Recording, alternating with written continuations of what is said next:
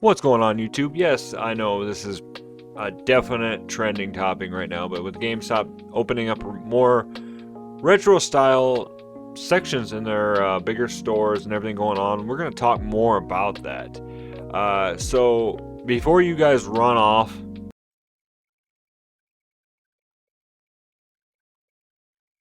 and decide to trade off your whole collection to get your GameStop credit or whatever, we're going to look a little bit more into the pricing of it and maybe what they're even going to offer you.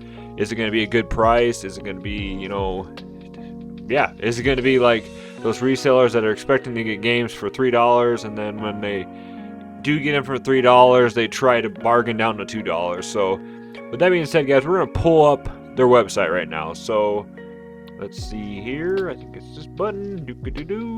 Nope, that's price charting. That's what we're going to be using to reference their pricing. So this is on their main website. I just went to Gamestop.com, and there's a trade-in section up there in the main key area. So I think it's up here, right there, trade-in. And yeah, they got their nice little retro gaming section here right now. So we have 2,830 results for retro gaming. So that is everything that they're offering on this website, I'm guessing. So let's just go ahead and start off by the most popular game of all time, I would almost say, Wii Sports. So obviously if you're a pro member, you pay a premium price to get, additional sales and deals and whatever. So off to the side over here, we can see the pro value and the regular value.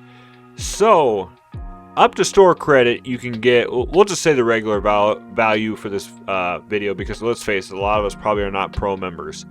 $12 for Wii Sports that they will give you, up to $8.40 for cash. You can present this at any GameStop location. So, as of reading this comment down here, there's not, supposedly, to me, this makes it look like that any GameStop should accept these retro gaming trade-ins. Now, I've heard otherwise. I've heard some stores won't take it and stuff like that, but I mean, as I can look right here, that's whatever. So I wish I could. I might pull up a reference. Let's do that. Let's pull up a reference. We're gonna pull up another one, and then let's go over here and let's just search Wii Sports and see what they will turn around and sell it for. This is where they get you guys.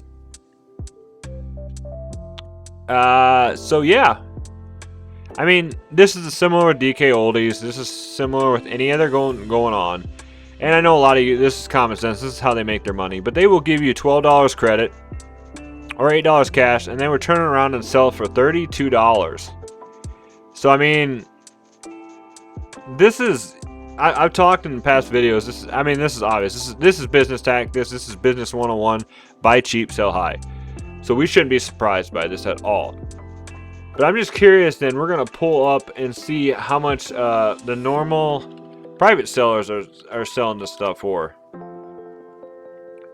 All right, Wii Sports be at the bottom most likely. Okay.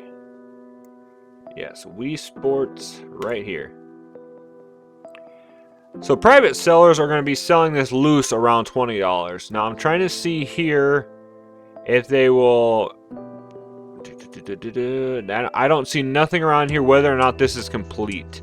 Now I've watched some videos on GameStop Roulette where people order stuff from here, and I think you have a good chance of it being more than a good chance of it being loose. And obviously Wii Sports never had, I don't think, like an actual case. It was just that cardboard sleeve. So more than likely you'll just get this loose. So let's point at that. All right. To sum it all up, you trade it for $12 to GameStop.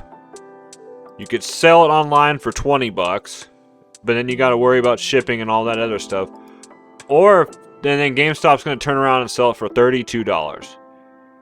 So, I mean, this we knew this. We know that's going to happen. I mean, this is the way GameStop's been for years, so there's no surprise with that. But let's go ahead and check something else out. Let's go back and check another game or so on this. Once again, retro gaming. So this one actually, I keep forgetting that this is trade-in values, not buying values, because I was going to say, damn, that's a good price. But This one's gonna, I think this one's gonna really, yeah. So if you trade this in for store credit, they're gonna give you 16 bucks. If you trade it in for cash, $11. They're gonna turn around and sell it for, let's see here, $44, which to me doesn't seem like a bad price. I think the GameCube games feel like they're starting to go back down. So let's just see. Pricecharting is a great site to use, guys, for questioning stuff. So actually, wow. Gamestop has this at right at market value, $44, and it's been selling for around $44. There's a couple here and there. Complete, obviously, 60 bucks. Now, I think, too, like I said, I don't think this tells you on here whether it comes with a case or not. It just says, I think it could be. Project may not include original box and instruction manual. So, in all honesty, I mean, yes, you're getting ripped off by trading it in. I mean, you're getting less than half of the value. Actually, more like 35% of the value. But if you would sell this on Mercari, eBay, or even out in locally, and you'd go for what it's actually been selling for, GameStop actually isn't that bad a price with that one. Let's go ahead and check one more out.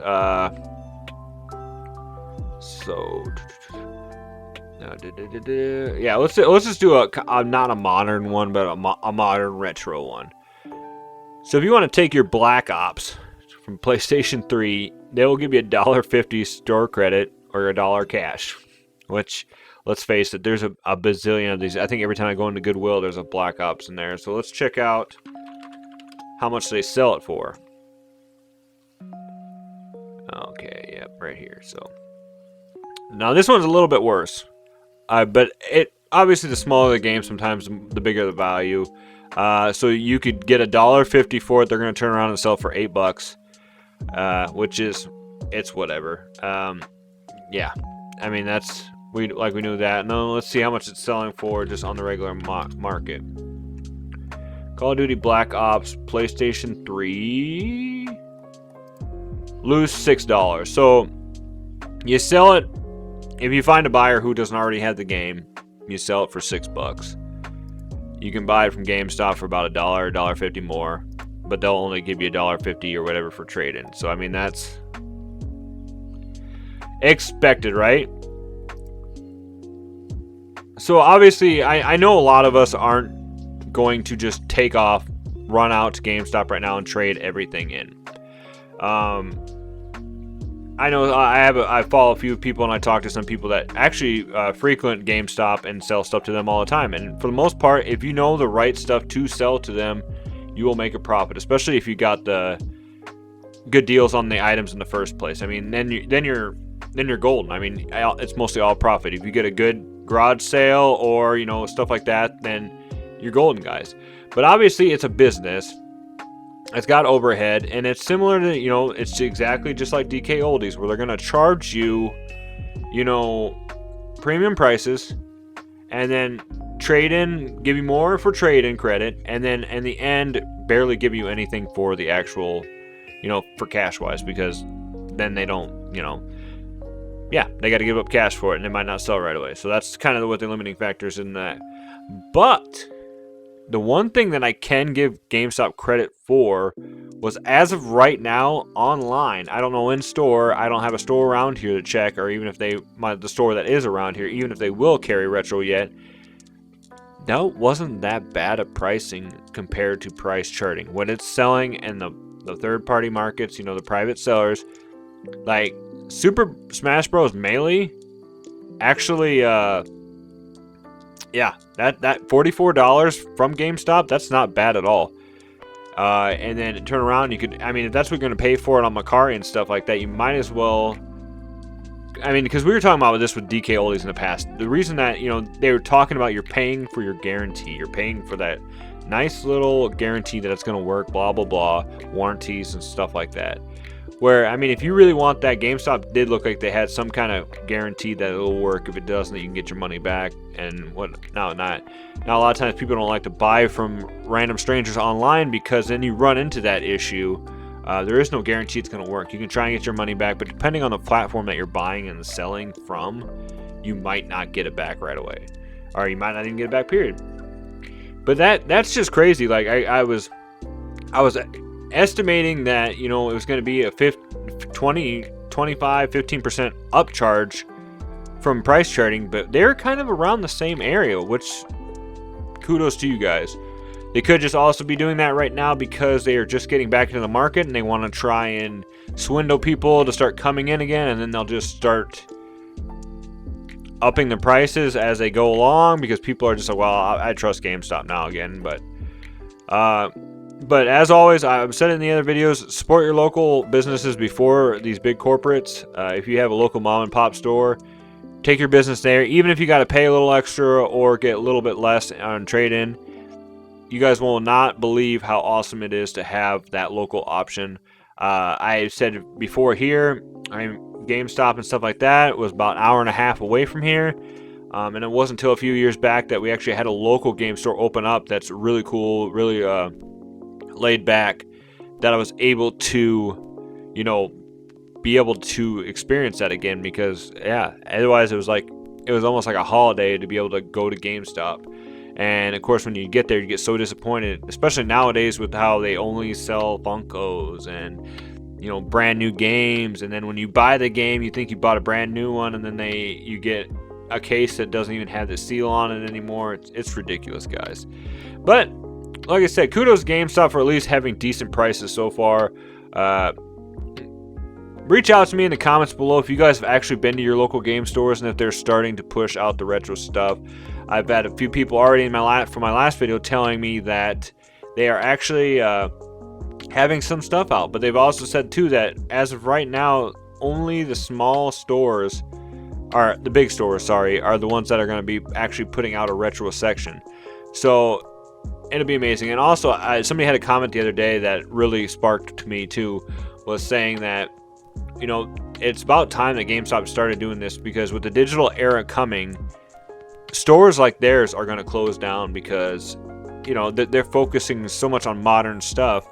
Why would somebody drive to GameStop to buy a card with a code on it for an online game when they could just buy it online themselves through their console? So at least they're thinking ahead. They should have did this a long time ago. Once again, though, I don't really go shopping that much at GameStop anymore, but for the people that do, this is nice to see.